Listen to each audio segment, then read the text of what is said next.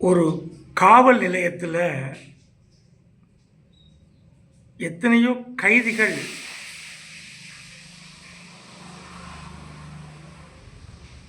உயிர் பறி போயிருக்கிறது. ஏதோ ஒரு வகையில் அடிதாங்க முடியாமல் ஏன் தற்கொலை கூட செய்திருக்கிறார்கள். லாக்அப் மரணங்கள் இந்த ஆண்டு 28 நடைபெற்றிருக்கிறது, 2025. சரி, நேற்று முதல்வர் ஸ்டாலின் அவர்கள் திருச்சி வர்றாங்க. பல நிகழ்ச்சிகள் நடைபெற இருக்கிறது. இந்த காலகட்டத்தில் பீமநகரிலிருந்து ஒரு 25 வயது இளைஞன் தான் பணியாற்றும் அலுவலகத்திற்கு பைக்கில் சென்று கொண்டிருக்கிறான். ஒரு கும்பல் அவனை வழிமறிக்கிறது.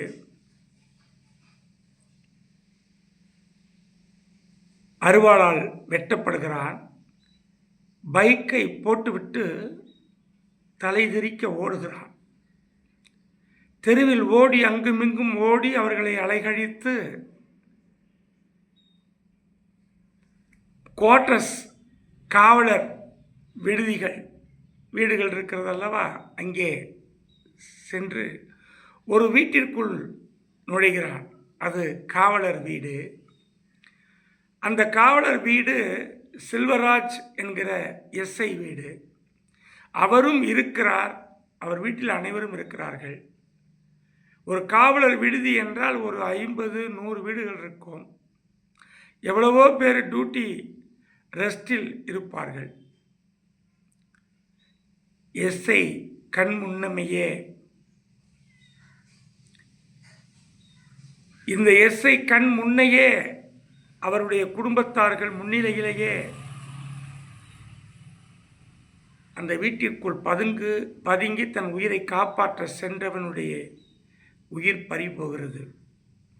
5 பேர் கொண்ட கும்பல் நேற்று வெட்டி சாய்க்கிறது. அது அடர்ந்த காட்டுப்பகுதி அல்ல, மக்கள் நடமாடும் வீதி அல்ல, ஒரு பாழடைந்த பங்களா அல்ல, ஒரு எஸ்ஐ வீடு.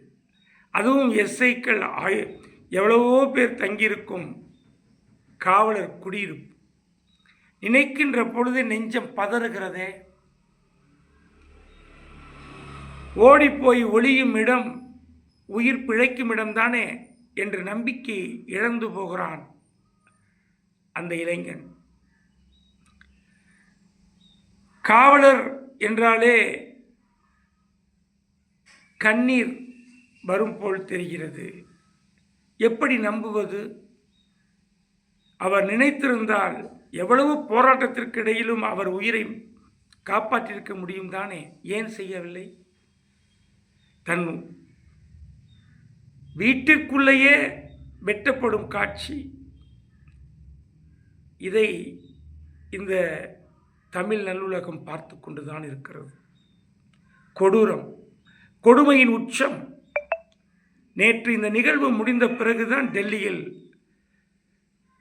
ஒரு தற்கொலைப்படை கார் வெடித்து 20 கார்களும் 10 உயிர்களும் பறிவு இருக்கின்றன. என்ன சார் கொடுமை!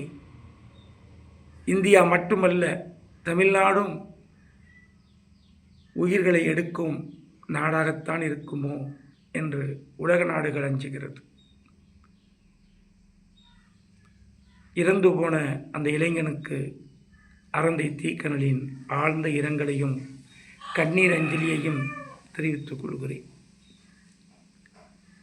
இந்த காவலர் எஸ்ஐ ஒரு பொறுப்புள்ள அதிகாரி தானே. தன் பொறுப்பையும் மறந்து தன் கடமையையும் மறந்து கண்டுகொள்ளாமல் இருந்திருக்கிறார்.